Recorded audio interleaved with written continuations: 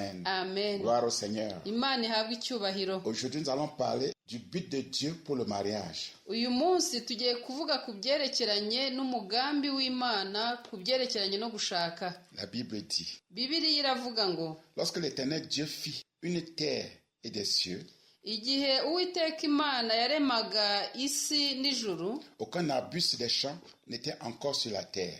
nta giti na kimwe cyari cyakameze mu mirima, Aucune herbe des champs ne germait encore. nta cyatsi na kimwe cyari cyakameze mu mirima, Car l'Éternel n'avait pas fait pleuvoir sur la terre. kubera ko Uwiteka yarataragusha imvura ku isi, Et il n'y avait point d'homme pour cultiver le sol.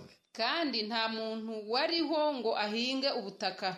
Mais une vapeur s'éleva de la terre Ahubwo umwuka wazamukaga ku isi et arrosa toute la surface du sol. maze ugatosa isi yose. L'Éternel Dieu forma l'homme de la poussière de la terre. Uwiteka Imana arema umuntu amukuye mu mukungugu wo ku isi. Il souffla dans ses narines un souffle de vie. Ahumekera mu mazuru ye umwuka w'ubugingo. Et l'homme devint un être vivant. Maze umuntu ahinduka umuntu muzima. Puis l'Éternel Dieu planta un jardin en Éden, Hanyuma Uwiteka Imana akora ubusitani muri Edeni, du côté de l'Orient.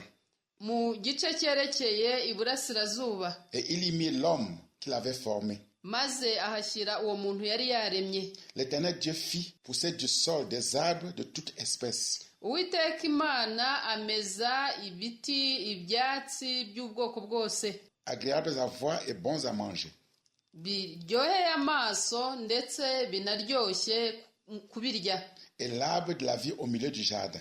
Ashyira n'igiti cy'ubugingo mu busitani hagati, Et l'arbre de la connaissance du bien et du mal. n'igiti kimenyesha icyiza n'ikibi. L'Éternel Dieu prit l'homme Uwiteka Imana afata umuntu et le plaça dans le jardin pour le cultiver et pour le garder. amushyira muri bwa busitani kugira ngo abuhingire kandi aburinde. L'Éternel Dieu donna cet ordre à l'homme. Uwiteka Imana aha uwo muntu itegeko, Tu pourras manger de tous les arbres du jardin, aramubwira ati ku biti byose byo mu busitani ushobora kuryaho, mais tu ne mangeras pas de l'arbre de la connaissance du bien et du mal.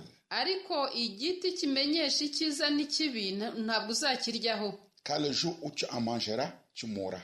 kuko umunsi wakiriyeho uzapfa. L'Éternel Dieu dit, Uwiteka Imana iravuga iti, il n'est pas bon que l'homme soit seul. si byiza ko umuntu aba wenyine, Je lui ferai une aide semblable à lui. nzamuremera umuntu umufasha usa nawe. L'Éternel Dieu forma de la terre tous les animaux des champs et tous les oiseaux du ciel. Uwiteka Imana arema mu butaka inyamaswa zose zo mu ishyamba n'izo mu kirere. Et il les fit venir vers l'homme Hanyuma azizanira umuntu pour voir comment il les appellerait. kugira ngo arebe uko azita, Et afin que tout être vivant portât le nom que lui donnerait l'homme. kandi kugira ngo igihumeka cyose cyitwe izina kiri bwitwe n'uwo muntu. Et l'homme donna des noms à tout le bétail, Hanyuma uwo muntu yita amatungo yose amazina, aux oiseaux du ciel et à tous les animaux des champs. n'inyoni zo mu kirere ndetse n'inyamaswa zo mu ishyamba. Mais pour l'homme, il ne trouva point d'aide semblable à lui. Ariko umuntu ntiyabona umuntu usa nawe. Alors l'Éternel Dieu fit tomber un profond sommeil sur l'homme. Hanyuma rero Uwiteka asinziriza uwo muntu ibitotsi bikomeye cyane, Qui s'endormit. arasinzira. Il prit une de ses côtes Afata rumwe mu mbavu ze, et referma la chair à sa place. maze ahafungisha inyama aho arukuye. L'Éternel Dieu forma une femme de la côte qu'il avait prise de l'homme. Uwiteka Imana arema umugore muri rwa rubavu yari yakuye mu mugabo, Et il l'amena vers l'homme. maze amuzanira umugabo. Et l'homme dit, Maze wa mugabo aravuga ati, voici cette fois celle qui est os de mes os et chair de ma chair. noneho dore akagufa ko mu magufa yanjye n'inyama yo mu zanjye. On l'appellera femme parce qu'elle a été prise de l'homme. Azitwa umugore kubera ko yakuwe mu mugabo. Genèse chapitre 2, verset 4 à 23. Biri mu ntangiriro igice cya 2 umurongo wa 4 kugeza ku wa 23. Gloire au Seigneur. Imana ihabwa icyubahiro. Il est important pour nous de saisir clairement le but de Dieu pour le mariage. Ni ngombwa cyane ko twumva neza intego Imana yari ifitiye urushako. La Bible nous dit que Dieu planta un jardin en Éden. Bibiliya itubwira ko Imana yakoze ubusitani muri Edeni. Et il plaça ensuite l'homme qu'il avait fait Hanyuma ishyiramo umuntu yari yaremye pour le cultiver et pour le garder. kugira ngo abuhingire kandi aburinde. Genèse chapitre 2 verset 15. Ntangiriro 2:15. Dieu avait la tâche de cultiver le jardin et de le garder. Imana yari ifite umurimo wo guhinga ubusitani no kuburinda. Dieu donna ce travail à l'homme qu'il avait fait. Imana yahaye umuntu yari yaremye uwo murimo. Adam était ainsi le serviteur de Dieu, Bityo rero Adamu yari umugaragu w'Imana, travaillant dans le jardin de Dieu. ukora mu busitani bw'Imana. Pendant qu'Adam travaillait pour Dieu, Mu gihe Adamu yakoreraga Imana, Dieu vit qu'il était seul. Imana yabonye ko ari wenyine. Il était seul dans la tâche de servir le Seigneur en cultivant et en gardant le jardin. Yari wenyine mu murimo wo gukorera Imana ahinga kandi arinda ubusitani. Il était solitaire dans l'accomplissement du travail. Yari mu bwigunge mu gihe yakoraga uwo murimo. C'est alors que Dieu dit, Ubwo rero nibwo Imana yavuze iti, il n'est pas bon que l'homme soit seul. si byiza ko umuntu aba wenyine. Je lui ferai une aide semblable à lui. Reka muremere umufasha umukwiriye. Genèse chapitre 2 verset 18. Ntangiriro 2:18. Dieu était en train de dire, Imana yarimo ivuga iti, il n'est pas bon que l'homme soit seul dans la tâche de cultiver et de garder le jardin. si byiza ko umuntu aba wenyine mu murimo wo guhinga no kurinda ubusitani. Je lui ferai une aide convenable dans la tâche de cultiver et de garder le jardin. Nzamuremera umufasha umukwiriye mu murimo wo guhinga no kurinda ubusitani. Ainsi la femme fut créée dans le but d'aider l'homme à accomplir l'appel de Dieu dans sa vie. Bityo rero umugore yaremwe mu mugambi wo kugira ngo afashe umugabo gusohoza umuhamagaro w'Imana mu buzima bwe. La femme fut créée afin d'être une aide pour l'homme dans la tâche d'accomplir ce à quoi Dieu avait appelé l'homme. Umugore yaremewe kugira ngo abe umufasha w'umugabo mu murimo Imana yari yahamagariye uwo mugabo. Elle était une partenaire convenable pour aider l'homme à faire ce à quoi Dieu l'avait appelé. Yari ugomba kubana n'umugabo ukwiriye kugira ngo amufashe gukora icyo Imana yari yamuhamagariye. Sa convenabilité à être son aide devait se mesurer premièrement par son attitude à l'aider à accomplir l'appel de Dieu. Kuba ari we wari ukwiriye muri ubwo buryo byagombaga gupimishwa bwa mbere nuko ashoboye kumufasha gusohoza uwo muhamagaro w'Imana. La femme ne fut pas créée pour son propre plaisir. Umugore ntabwo yaremewe kugira ngo yinezeze ubwe. La femme ne fut pas créée pour le plaisir de l'homme. Umugore ntabwo yaremewe kubwo kunezerwa k'umugabo. La femme fut créée pour le dessein de Dieu. Umugore yaremwe kubw'imigambi y'Imana. La femme fut créée pour aider l'homme à accomplir l'appel de Dieu dans sa vie.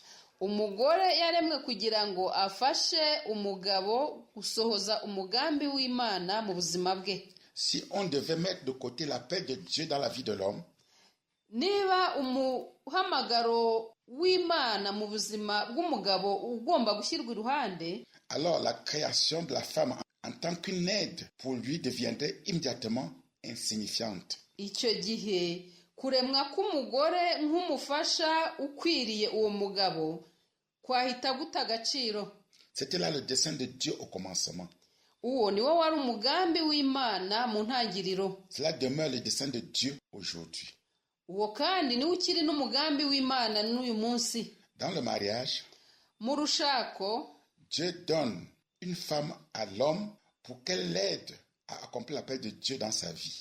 Imana iha umugabo umugore kugira ngo amufashe gusohoza umuhamagaro w'Imana mu buzima bwe. Ainsi, dans le choix d'une femme, bityo rero mu guhitamo umugore, un homme choisit cette femme qui l'aidera à mieux accomplir l'appel de Dieu dans sa vie. umugabo ahitamo umugore uzamufasha birushijeho gusohoza umuhamagaro w'Imana mu buzima bwe. Normalement, un homme doit demander et recevoir du Seigneur l'unique but, l'unique chose que Dieu veut qu'il fasse de sa vie. Mu bisanzwe umugabo akwiye kubaza Imana akamenya ikintu cyihariye, umugambi yihariye ishaka ko asohoza mu buzima bwe.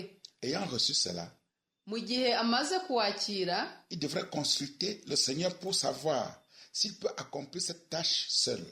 yagombye kubaza Imana akamenya niba uwo murimo cyangwa uwo muhamagaro azawusohoza ari wenyine. Si le Seigneur lui montre qu'il est destiné à accomplir cette tâche seul, niba Imana imweretse ko icyo yateganyije ari uko uwo murimo azawukora wenyine, alors il ne devrait pas chercher à se marier. icyo gihe ntabwo yagombye gushaka umugore. Parce qu'une femme n'a pas de place dans l'accomplissement de l'appel de Dieu dans sa vie. kubera ko umugore nta mwanya afite mu muhamagaro Imana yamuhaye. Une femme n'a pas de place dans sa vie.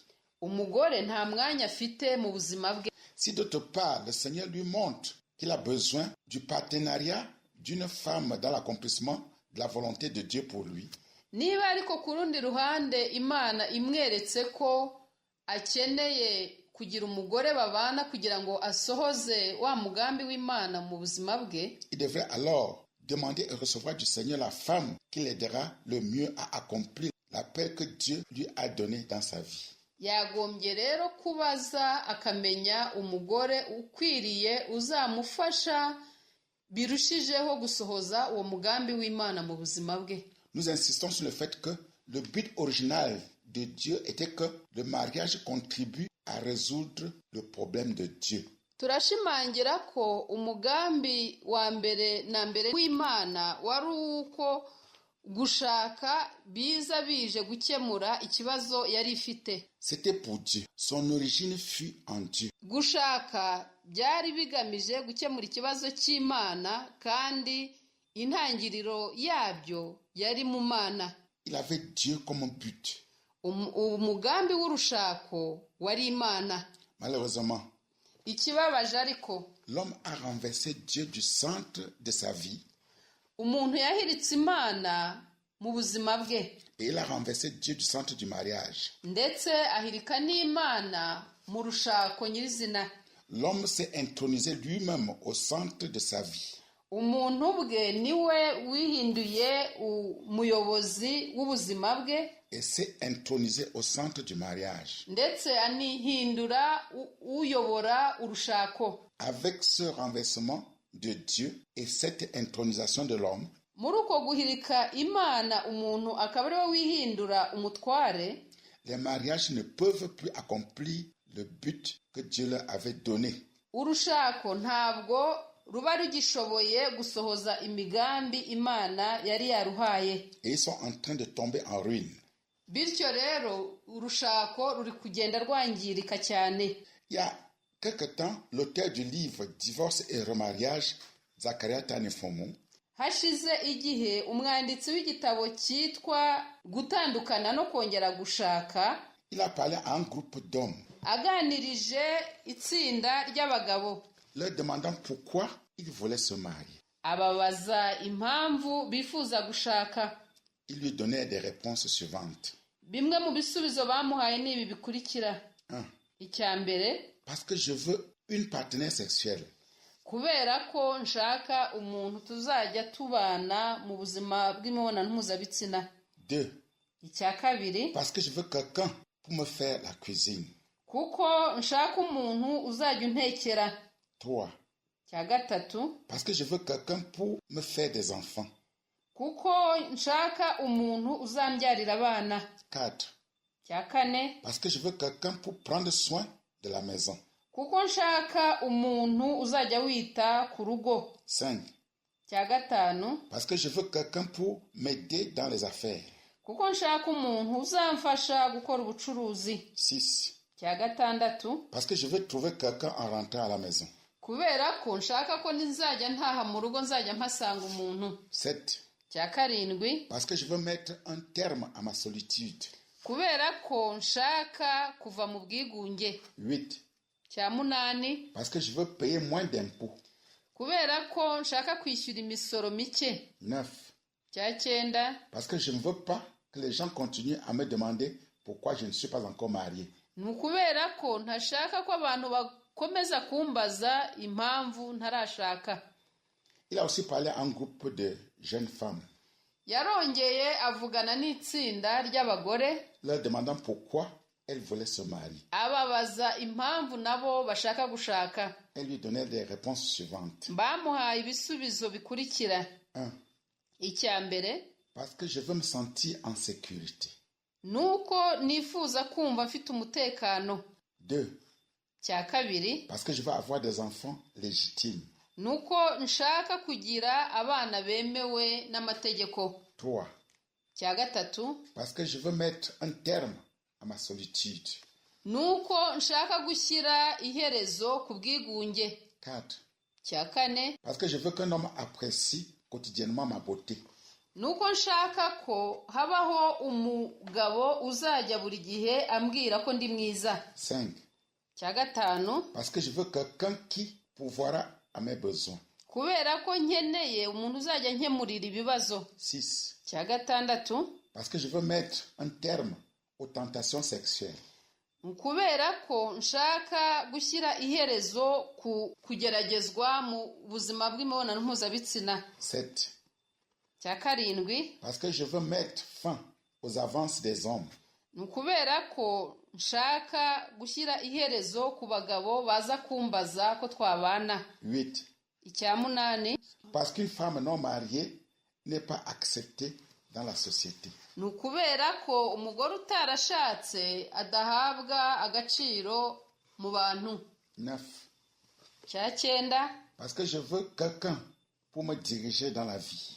ni ukubera ko nshaka umuntu unyobora mu buzima. À partir des raisons données ci-dessus, Uhereye ku mpamvu zagiye zivugwa hejuru aha, nous pouvons voir que l'homme est au centre de la vie et par conséquent au centre du mariage. dushobora kubona ko umuntu ari we bishingiyeho byose, ndetse no mu rushako akaba ari we bishingiyeho. Nous pouvons aussi voir que Dieu n'est pas au centre de ses vies. Dushobora kubonamo kandi ko Imana atari yo zingiro ry'ubwo buzima, À moins que quelque chose n'arrive aux gens ci-dessus, uretse gusa ko hagira ikintu kiba kuri aba bantu, ils entreront dans des mariages centrés sur eux-mêmes. bazinjira mu rushako rushingiye kuri bo ubwabo, Et aucun mariage centré sur l'homme ne peut satisfaire le but que Dieu avait donné au mariage. kandi nta rushako na rumwe rushingiye ku muntu rushobora kunezeza cyangwa gusohoza umugambi Imana yari yahaye urushako. Quand dit-on qu'une personne est mariée? Ese ni ryari bavuga ko umuntu yashatse? La Bible dit ceci. Bibiliya igira iti, Mais pour l'homme, il ne trouva point d'aide semblable à lui. ariko umuntu ntiyabona umuntu usa na we. Alors l'Éternel Dieu fit tomber un profond sommeil sur l'homme qui s'endormit. Uwiteka Imana asinziriza uwo muntu ubuticura, Il prit une de ses côtes afata rumwe mu rubavu rwe, et referma la chair à sa place. maze ahafungisha inyama aho arukuye. L'Éternel Dieu forma une femme de la côte qu'il avait prise de l'homme. Uwiteka Imana arema umugore mu rubavu yari yakuye mu mugabo, Et il l'amena vers l'homme. maze amuzanira umugabo. Et l'homme dit, Maze umugabo aravuga ati, voici cette fois celle qui est os de mes os et chair de ma chair. dore noneho uyu ni akagufwa ko mu magufwa yanjye, ni akara ko mu mara yanjye. On l'appellera femme Azitwa umugore parce qu'elle a été prise de l'homme. kubera ko yakuwe mu mugabo. C'est pourquoi l'homme quittera son père et sa mère Niyo mpamvu umugabo azasiga se na nyina, et s'attachera à sa femme. maze akomatana n'umugore we, Et ils deviendront une seule chair. maze bagahinduka umubiri umwe. Genèse chapitre 2, verset 20 à 24. Intangiriro igice cya kabiri umurongo wa 20 kugera ku wa 24. Nous venons de voir que Dieu institua le mariage premièrement pour que ses propres desseins soient accomplis. tumaze kubona ko imana yashyizeho urushako bwa mbere igamije ko imigambi yayo isohozwa. L'homme devait recevoir de Dieu ce à quoi il avait appelé et recevoir aussi de lui une femme qui serait son partenaire pour l'aider à accomplir l'appel reçu de Dieu. Umuntu yagombaga guhabwa n'Imana icyo yamuhamagariye kandi akakira kuri yo umugore uzabana nawe kugira ngo amufashe gusohoza uwo mugambi yahawe n'Imana. La question qui demeure tout de même est celle-ci. Ikibazo gikomeza kugaruka ni iki? Quand doit-on considérer que deux personnes sont mariées devant Dieu? Ese ni ryari umuntu yavuga ko abantu babiri bashyingiwe imbere y'Imana? Le Seigneur dit que pour qu'il y ait un mariage approuvé de Dieu, trois choses doivent se passer. Umwami avuga ko kugira ngo habeho urushako rwemerwa n'Imana hari ibintu bitatu bigomba kuba byabaye: Quitter, gusiga, s'attacher, komatana, devenir une seule chair. guhinduka umubiri umwe. Quand deux personnes quittent, s'attachent et deviennent une seule chair, Iyo abantu babiri basize bakomatana kandi bagahinduka umubiri umwe, elles sont mariées devant Dieu. baba bashyingiwe imbere y'Imana. En parlant de quitter, Tuvuga ibyo gusiga, l'Éternel Dieu met l'accent sur le fait qu'un homme doit quitter. Uwiteka Imana arashimangira cyane ko umugabo agomba gusiga. Il n'est pas en train de dire que la femme ne doit pas quitter. Ntabwo avuga ko umugore we atagomba gusiga. Il insiste simplement sur le fait que l'homme aussi doit quitter. Gusa arashimangira avuga ko umugabo agomba gusiga. Il doit y avoir une rupture nette avec le père et la mère de l'homme et les autres parents avant que l'homme ne soit uni à la femme. Hagomba kubaho gutandukana kudasubirwaho na se na nyina b'umugabo ndetse n'abandi babyeyi mbere y'uko umugabo ajya kubana n'umugore.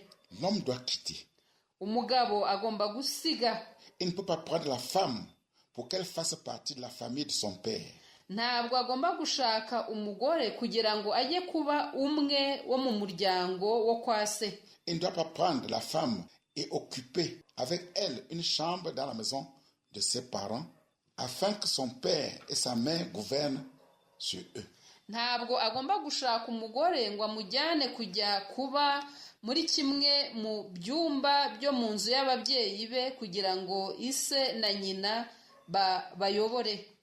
Il doit y avoir une nette rupture avec sa famille afin que le nouveau foyer soit fondé.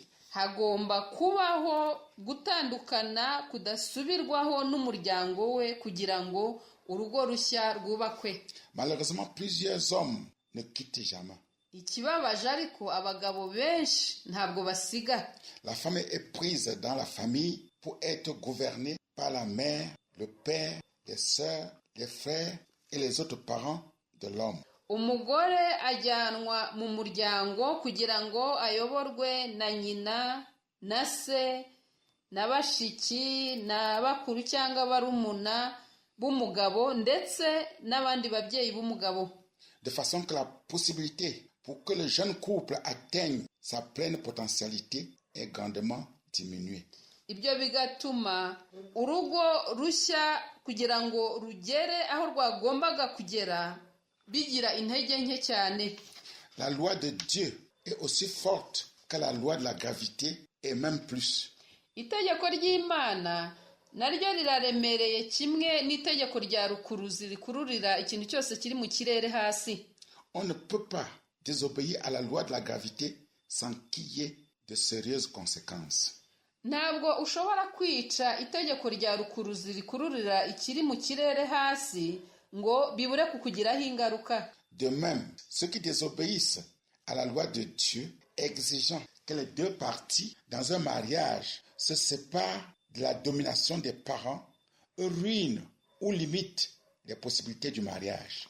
nicyo kimwe rero nuko abica itegeko ry'Imana risaba ko impande zombi mu rushako zitandukanya no kugengwa n'ababyeyi basenya cyangwa babangamira urushako.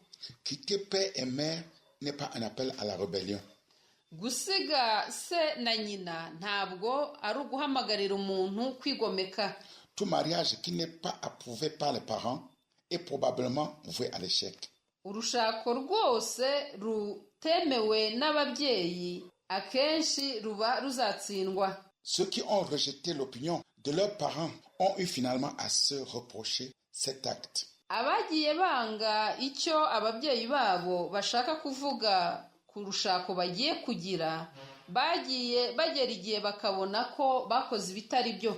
Nous avons découvert que même dans des cas où les parents ont dit non dès le départ, twatahuye ko aho ababyeyi bagiye bavuga ngo oya rugikubita, pendant que les personnes concernées attendaient patiemment le temps de Dieu, mu gihe abo bagiye gushakana babaga bategereje bihanganye igihe cy'Imana, ces mêmes parents avaient éventuellement changé d'avis et étaient disposés à laisser leurs enfants se marier avec leur bénédiction.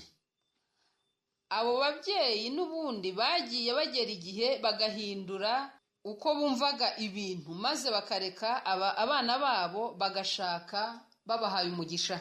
Ceux qui sont révoltés et se sont mariés malgré l'opposition de leurs parents, abagiye bivumbura bagashaka batitaye ko ababyeyi babo badashyigikiye ubwo bukwe, sont souvent arrivés à la triste réalité que leurs parents avaient raison.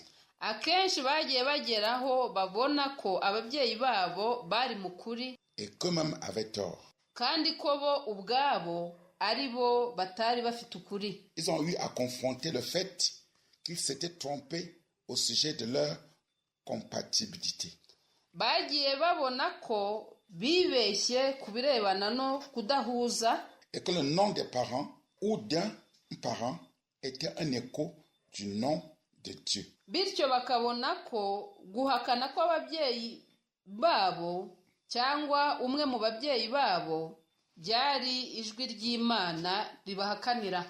Dans le fait de s'attacher, Mu bijyanye no komatana, il y a une proclamation publique du fait que les deux personnes concernées seront désormais considérées comme mari et femme. habaho gutangariza mu ruhame ko abo bantu babiri bagiye gukora ubukwe bagiye gufatwa nk'umugabo n'umugore. Ceci est indispensable.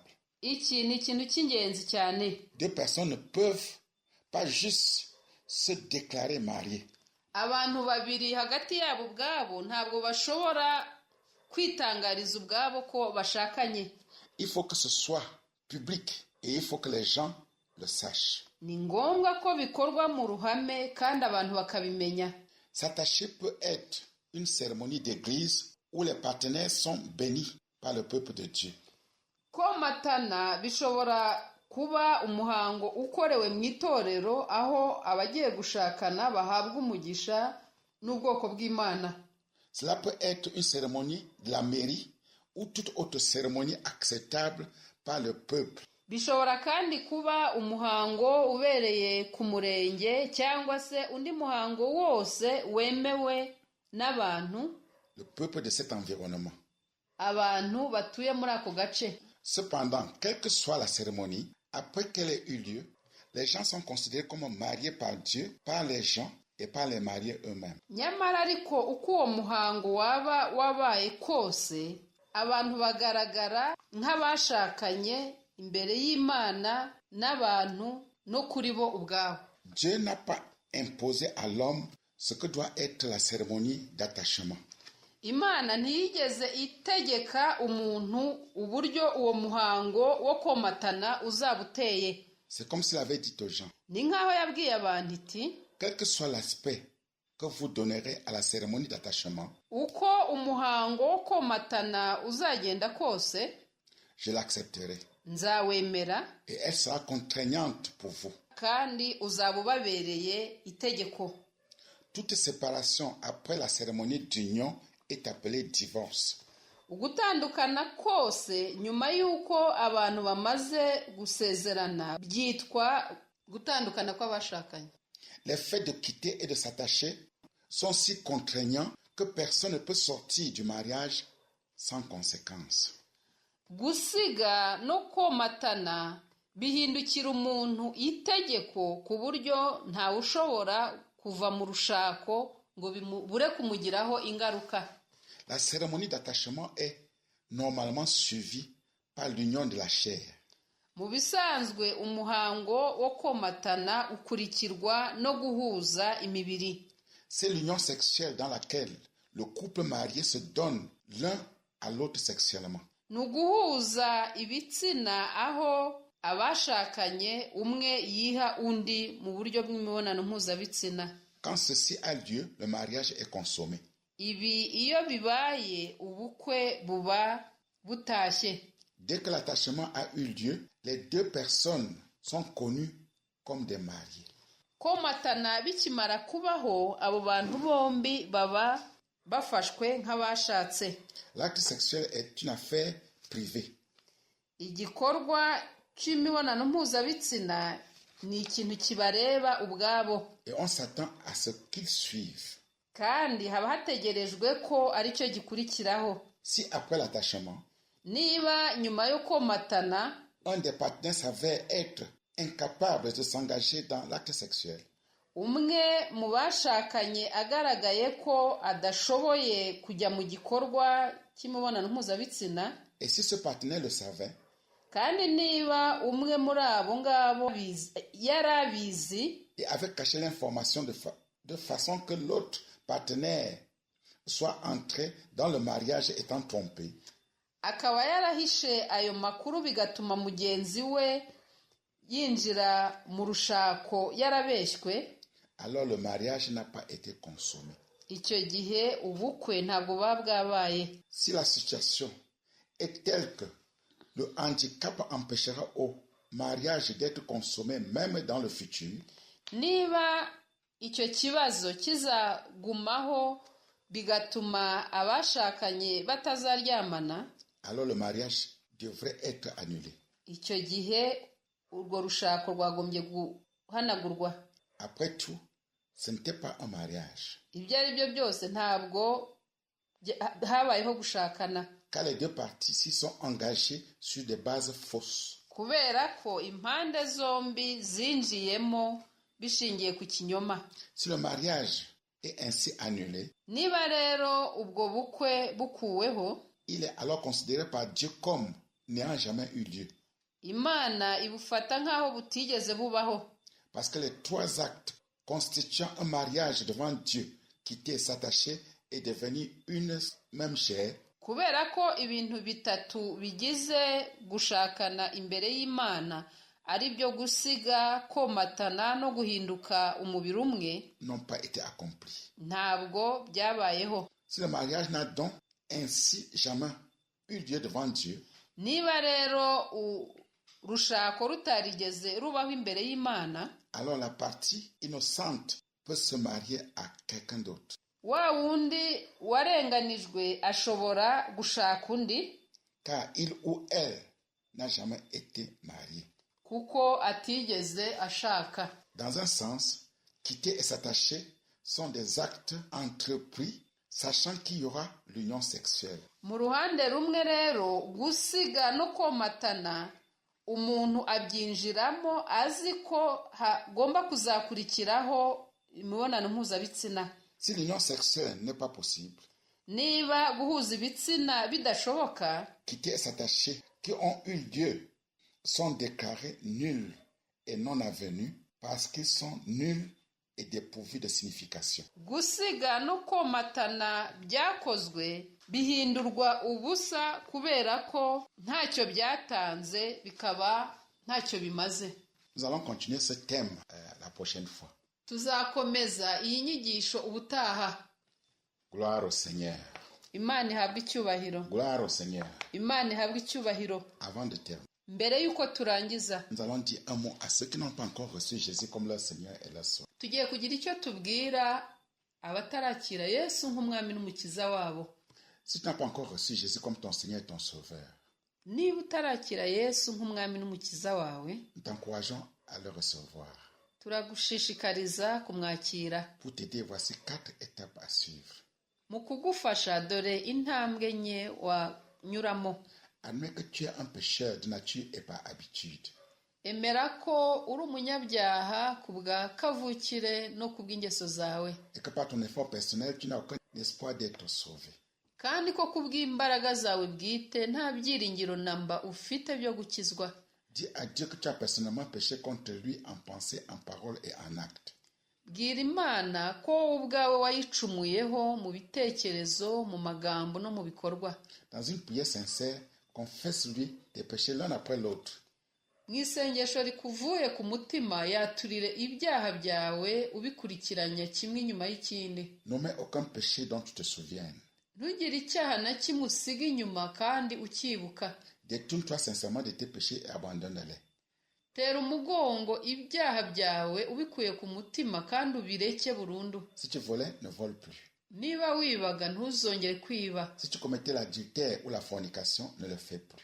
Niba wakoraga ubusambanyi warashatse cyangwa utarashaka ntuzongere kubikora. Dieu ne te pardonnera pas si tu n'as pas le désir de renoncer radicalement au péché dans tous les aspects de ta vie. Imana ntizakubabarira niba udashaka wowe ubwawe kureka icyaha mu buryo bwacyo bwose. Mais si tu es sincère, Ariko niba uri umunyakuri, il te donnera la force de renoncer au péché.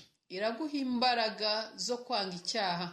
Crois que Jésus-Christ, qui est le Fils de Dieu, est l'unique chemin, l'unique vérité et l'unique vie. Izere ko Yesu Kristo umwana w'Imana ari we nzira wenyine n'ukuri n'ubugingo. Jésus a dit, Yesu yaravuze ati, je suis le chemin, la vérité et la vie. Nul ne vient au Père que par moi. ndi inzira n'ukuri n'ubugingo, ntawuza kuri data atanyuze kuri jye. Jean chapitre 14, verset 6. Yohana igice cya 14 umurongo wa 6. La Bible dit, Bibiliya igira iti, car il y a un seul Dieu et aussi un seul médiateur entre Dieu et les hommes. kuko hariho Imana imwe kandi hakabaho umuhuza umwe hagati y'Imana n'abantu, Jésus-Christ homme, Yesu Kristo nawe ni umuntu qui s'est donné lui-même en rançon pour tous. witanze ubwe kuba inshungu ya bose. 1 Timothée chapitre 2, verset 5 à 6. Timoteyo wa mbere igice cya 2 umurongo wa 5 n'uwa 6. Il n'y a sous le ciel aucun autre nom qui ait été donné parmi les hommes par lequel nous devions être sauvés. Kuko nta rindi zina abantu bahawe munsi y'ijuru bashobora gukirizwamo. Acte chapitre 4, verset 12. Ibyakozwe n'intumwa igice cya 4 umurongo wa 12. À tous ceux qui l'ont reçu, Ku bamwakiriye bose, à ceux qui croient en son nom, ku bizera izina rye, il a donné le pouvoir de devenir enfants de Dieu. yabahaye ubushobozi bwo guhinduka abana b'Imana. Jean chapitre 1, verset 12. Yohana igice cya 1 umurongo wa 12. Considère le prix à payer pour le suivre. Bara igiciro bizagusaba kugira ngo mukurikire. Jésus a dit que tous ceux qui veulent le suivre doivent renoncer à eux-mêmes. Yesu yavuze ko abashaka kumukurikira bose bagomba kwiyanga. Cette renonciation implique la renonciation aux intérêts égoïstes. Uko kwiyanga kurimo no kwanga inyungu zo kwikunda, qu'ils soient financiers, sociaux ou autres. zaba izijyanye n'amafaranga, iz'imibanire n'abantu cyangwa izindi. Il veut aussi que ses disciples prennent leur croix et le suivent. Ashaka kandi ko abigishwa be bafata umusaraba wabo bakamukurikira. Es-tu prêt à abandonner chaque jour tes intérêts personnels pour ceux de Christ? Ese waba witeguye kureka inyungu zawe bwite buri munsi kubw'iza Kristo? Es-tu prêt à te laisser conduire dans une nouvelle direction par lui? Ese waba witeguye kwemera ko akuyobora mu byerekezo bishya? Es-tu disposé à souffrir et même à mourir pour lui si c'était nécessaire? Ese waba witeguye kubabazwa kubwe ndetse no kuba wapfa kubwe bibaye ngombwa? Jésus n'aura rien à faire avec des gens qui s'engagent à moitié. Yesu ntacyo azakorana n'abantu bafata icyemezo mu buryo butuzuye. Il exige un engagement total. Asaba ko umuntu afata icyemezo cya burundu. Il ne pardonne qu'à ceux qui sont prêts à le suivre à n'importe quel prix. Ababarira gusa abiteguye kumukurikira uko byamera kose. Et ce sont eux qu'il reçoit. kandi abo nibo bamwakira. Réfléchis-y et considère ce que cela te coûte de le suivre. Bitekerezeho rero maze urebe icyo kumukurikira bizagusaba. Si tu es décidé à le suivre à tout prix, Niba ufashe umwanzuro wo kumukurikira uko byamera kose, alors il y a quelque chose que tu dois faire. hari icyo ugomba gukora. Invite Jésus à entrer dans ton cœur et dans ta vie. Hamagara Yesu ngo yinjire mu mutima wawe no mu buzima bwawe. Il dit, Aravuga ati, voici, je me tiens à la porte et je frappe. dore mpagaze ku rugi ndakomanga. Si quelqu'un entend ma voix et ouvre la porte, Umuntu niyumva ijwi ryanjye maze agakingura urugi, j'entrerai chez lui, nzinjira iwe, je souperai avec lui nsangire nawe, et lui avec moi. nawe asangire nanjye. Apocalypse chapitre 3 verset 20. Ibyahishuwe igice cya 3 umurongo wa 20. Ne voudrais-tu pas faire une prière comme la suivante, Ese ntiwakora isengesho nk'iri rikurikira, ou une prière personnelle selon l'inspiration du Saint-Esprit? cyangwa se ugasenga mu buryo bwawe nk'uko umwuka akuyobora? Nous allons prier. Tugiye gusenga. Prie après moi Senga inyuma yanjye et prie à haute voix. kandi usenge uranguruye ijwi. Seigneur Jésus, Mwami Yesu, je suis un pécheur misérable et perdu. ndi umunyabyaha ugowe kandi wazimiye. J'ai péché en pensée, en parole et en acte. Nacumuye mu bitekerezo, mu magambo no mu bikorwa. Pardonne-moi tous mes péchés et purifie-moi. Mbabarira ibyaha byanjye byose kandi unyuhagire. Reçois-moi au Sauveur Nyakira o Mukiza, et fais de moi un enfant de Dieu. maze umpindure umwana w'Imana. Viens dans mon cœur maintenant même Ngwino mu mutima wanjye muri aka kanya, et donne-moi la vie éternelle à l'instant même. kandi umpe ubugingo buhoraho ubu nyine. Je te suivrai à n'importe quel prix. Nzagukurikira uko byamera kose, Comptant sur ton Saint-Esprit pour me donner toute la force dont j'ai besoin. nishingikirije ku mwuka wawe wera uzampa imbaraga nkeneye. Amen. Amen.